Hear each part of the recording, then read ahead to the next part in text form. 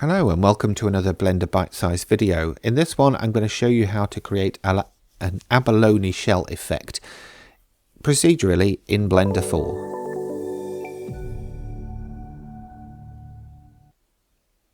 Here's the setup that I'm using. It's Blender 4.2, Windows 11, NVIDIA graphics card, Cycles render engine, and of course a custom startup file, which I have a separate video for if you'd like to see how to do that.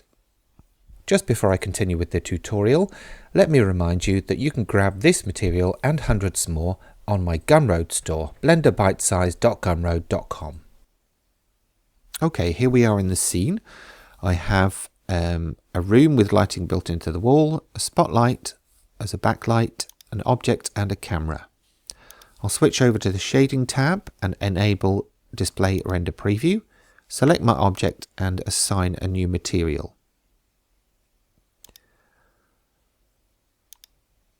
So I'm just going to give myself a bit more room because we need a fair few nodes for this one.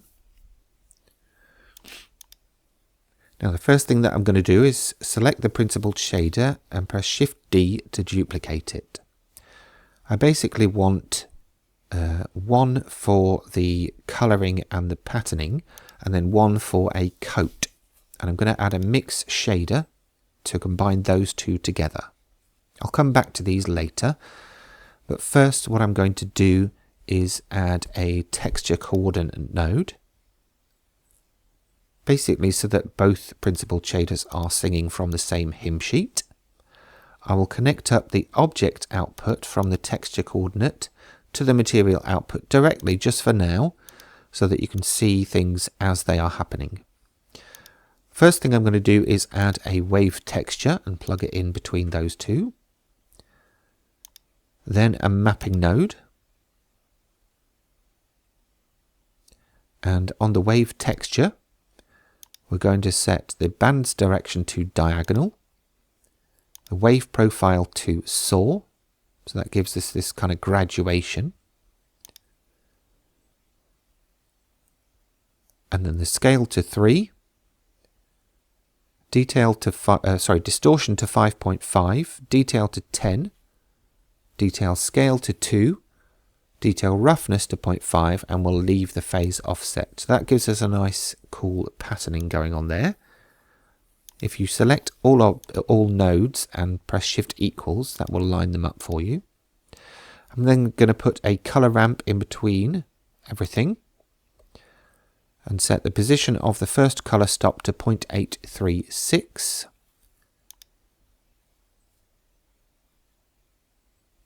And leave the second one where it is, but I'll change the interpolation to be spline, so we now get a nice graduation across that patterning. Then I'll select those nodes, press Shift P and then N and give it a label of wave pattern. This will drive all of the colouring and the bump detail as well.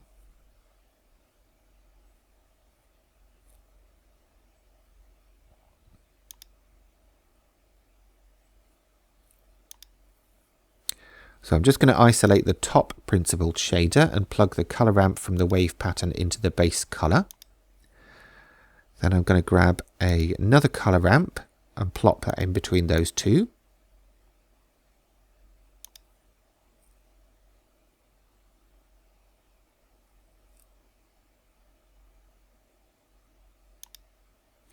And then for this color ramp again, I'm changing to B spline to get a softer graduation, and I'm going to add 4 additional color stops. For the first one, the hex value is 18113F. It's a nice dark purple. The position doesn't change on that one. For the second color stop, that's at position 0.03 and a hex value of 181C4E. So that's a lighter version of that purple, and you can already see it being applied here. Third color stop is at position 0.06 and hex value of D3A to DD. The fourth color stop is at position 0.09 with a hex value of AFB9E2. The fifth colour stop, that's going to stay in the same position with a hex value of 84CEE9. And the last one won't move either, and it will have a hex value of AAE7FF. So we've got our colouring in there, but we need to just change it a little bit with a hue saturation value node. I'm going to change the saturation and value to 2, so that's going to really intensify those colours, as you can see.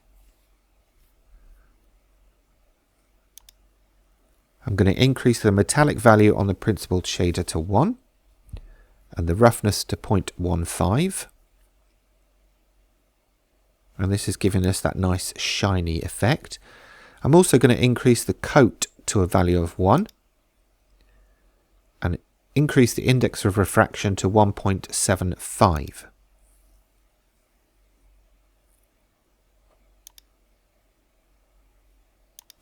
I'll then grab a math node and connect that to the colour ramp from the wave pattern and change it to power. I'll then grab a bump node and connect that to that power node using the height input, and connect this bump to the normal of the principled shader and also to the normal of the coat, because I want that to cling to the surface of the main patterning. I've then increased the exponent on the power node to 0.52. So that gives us kind of the underneath. So I'll just frame those. So select Shift P, N to open up the side panel, and call it Pattern, Colour and Bump, and then N to close that panel again. So that's our main thing here. I'll just drag the principled shader into that frame too, because that's part of it. So next up, let's create the sort of outer casing or outer coating.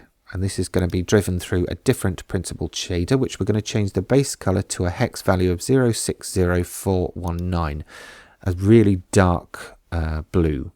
And we'll isolate that so you can see what's happening to this individually. I'll change the roughness to 0 and the index of refraction to 1.75. Coat, again, I will put up to a value of 1 and the index of refraction this time to 1.1. I'll then grab a math node, change it to power.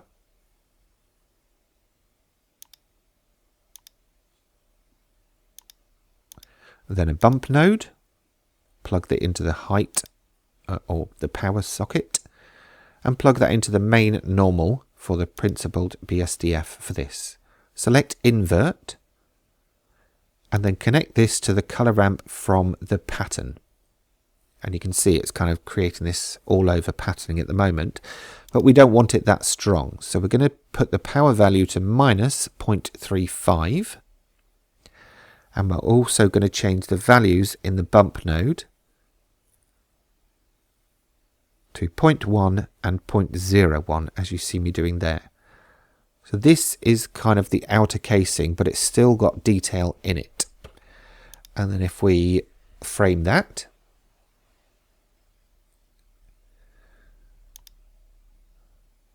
we'll give it a name of outer coat. And then if we come back to the mix shader, combining the two together and change the factor to 0.65, we can just about see the finished results. So there you can see going from 0 to 1 and back to 0.65. So you can see obviously what's happening here. We've got the wave pattern there. That's going through and driving all of the color detail and the bump detail through that principled shader with its metallic and roughness quite low. And then we have the outer coat, which is encasing that, but also has a little bit of bump detail as well. And then it's all being combined through the mix shader. So these are my render settings over on the right, quite a low noise threshold of 0.05. And then basically a random selection of things, not really random, they are planned to save render time. And then obviously in the compositor I'm using the GPU, as I always do now. And in the compositor I've got denoise and despeckle with the settings that you see here. So I'll just send that through to render.